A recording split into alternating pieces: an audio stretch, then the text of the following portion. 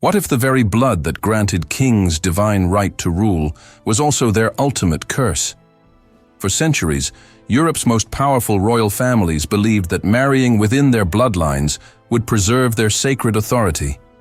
Instead, they created a genetic nightmare that would destroy dynasties, claim countless lives, and reshape the continent forever.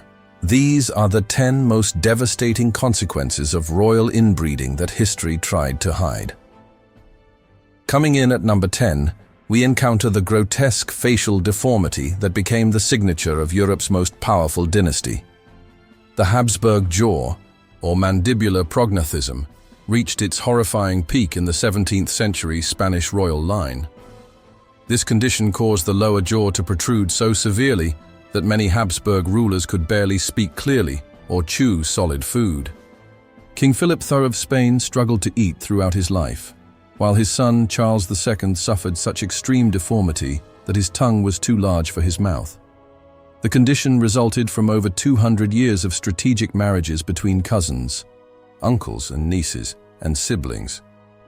By 1700, the Spanish Habsburg line had become so genetically compromised that Charles II died childless, ending their 184-year rule over Spain and triggering the devastating War of Spanish Succession. But that jaw was nothing compared to what lurked deeper in their bloodline. Stepping into number 9, we discover how a single genetic mutation brought down the mighty Romanov dynasty and changed world history forever. Hemophilia B, the devastating bleeding disorder, entered European royalty through Queen Victoria, who unknowingly carried the gene and passed it to her children across the continent. When Victoria's granddaughter Alexandra married Tsar Nicholas II of Russia, she brought this deadly inheritance to the imperial bloodline. Their son, Tsarevich Alexei, suffered constant internal bleeding that could have killed him at any moment. The royal family's desperate search for a cure led them to the mystic Rasputin, whose influence over the Tsarina created a scandal that fatally undermined the monarchy's legitimacy. The hemophilia crisis directly contributed to the Russian Revolution of 1917, the execution of the entire royal family, and the rise of the Soviet Union. However, bleeding was just the beginning of royal genetic catastrophes. Coming in at number 8, we witness how inherited mental illness in British royalty nearly destroyed an empire and birthed a new nation. King George III of England suffered from what modern science believes was porphyria, a rare genetic disorder that causes severe mental episodes, excruciating pain, and bizarre behavioral changes. During his attacks, the king would speak nonsense for hours, become violently aggressive, and lose all connection to reality. His condition was likely inherited from his great-grandmother, Mary, Queen of Scots, and passed down through generations of strategic royal marriages. George's mental incapacity during crucial periods led to the loss of American colonies, as his erratic decision-making and inability to negotiate contributed directly to the American Revolution of 1776.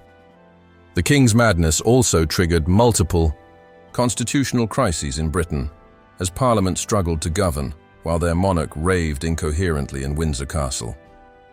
And yet this was merely the tip of the genetic iceberg. Stepping into number 7, we encounter the heartbreaking reality of how inbreeding systematically destroyed the reproductive capacity of Europe's most powerful women. Mary the Fine of England, daughter of Henry VIII, desperately tried to produce an heir through 2 phantom pregnancies that were likely caused by ovarian cysts linked to genetic defects from her parents' problematic lineage. Her sister Elizabeth never married or bore children, possibly due to inherited reproductive disorders that made pregnancy impossible or extremely dangerous. Similarly, Maria Theresa of Spain, married to her uncle Louis XIV of France, suffered 6 miscarriages and saw only one of her 6 children survive to adulthood.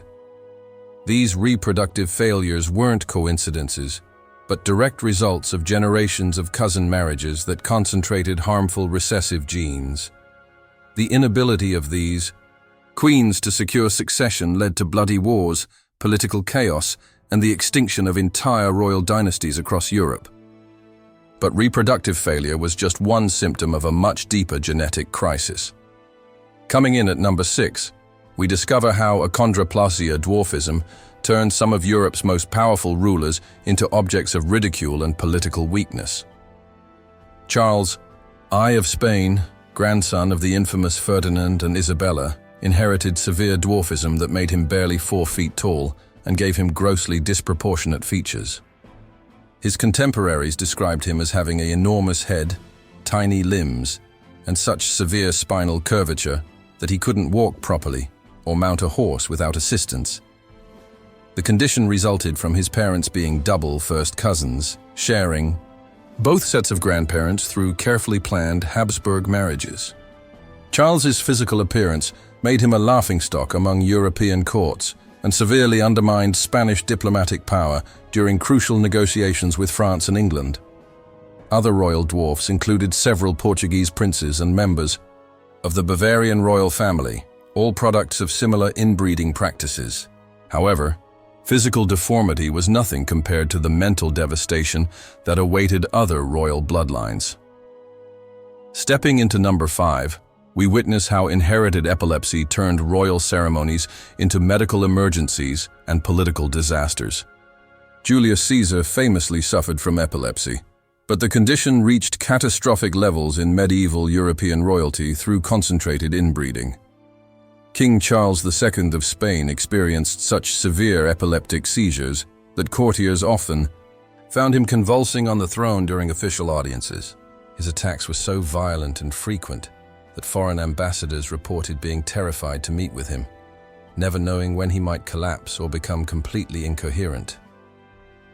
The Portuguese royal family suffered similar afflictions, with King Sebastian I dying young after a lifetime of seizures that may have contributed to his reckless military decisions and death at the Battle of Alcázar Quibir in 1578.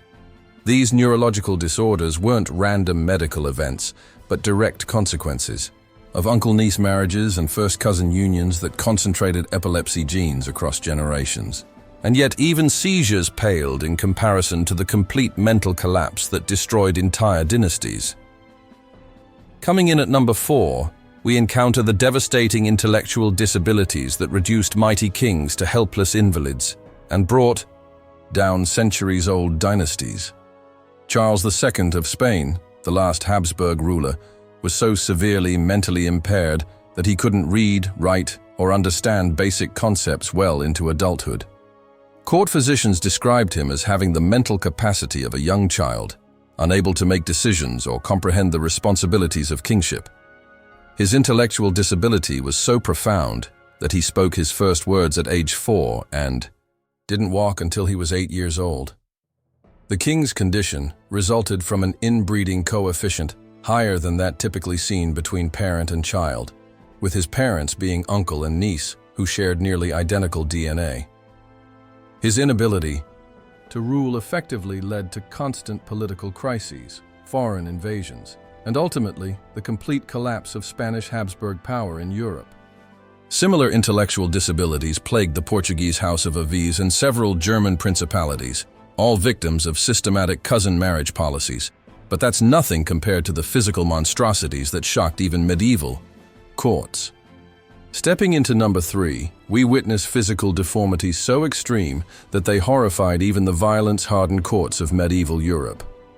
Joanna of Castile, known as Joanna the Mad, gave birth to children with such severe genetic abnormalities that many died in infancy or lived as hidden invalids. Her son Ferdinand, born from her marriage to Philip the Handsome, who was actually her cousin, suffered from such extreme facial deformities that he was kept hidden from public view his entire life. Multiple royal children were born with missing limbs, severe cleft palates, and spinal deformities so dramatic that they couldn't sit upright or hold their heads steady.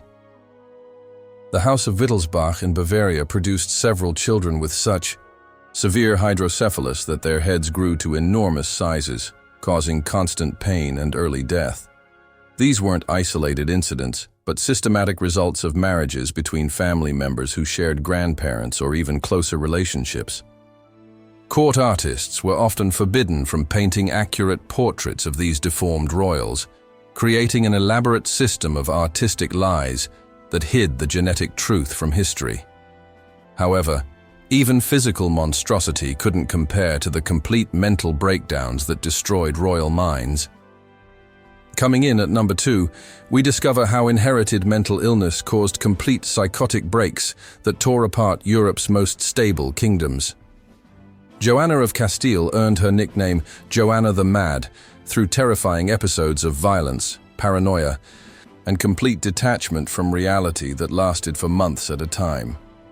After her husband's death, she carried his corpse around Spain for years, refusing to allow burial and speaking to him as if he were alive.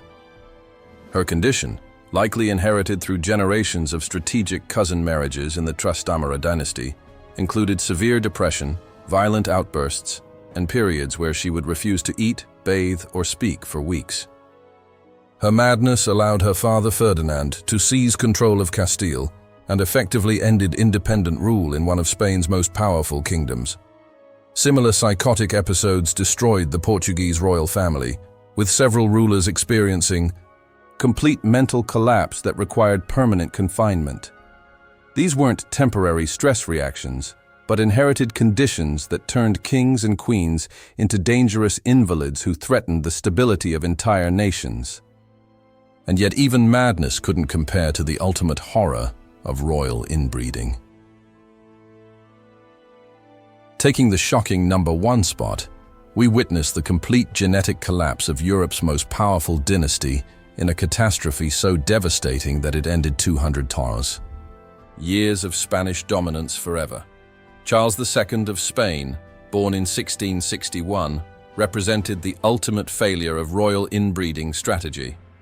His family tree was so tangled with cousin marriages that his parents shared an inbreeding coefficient of 0.254, higher than typical parent-child relationships.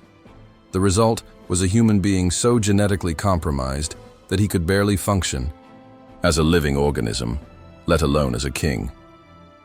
Charles couldn't chew solid food due to his massive jaw deformity, spoke with such a severe speech impediment that even his own court struggled to understand him, and suffered from epilepsy, mental retardation, and constant physical pain throughout his 39-year life.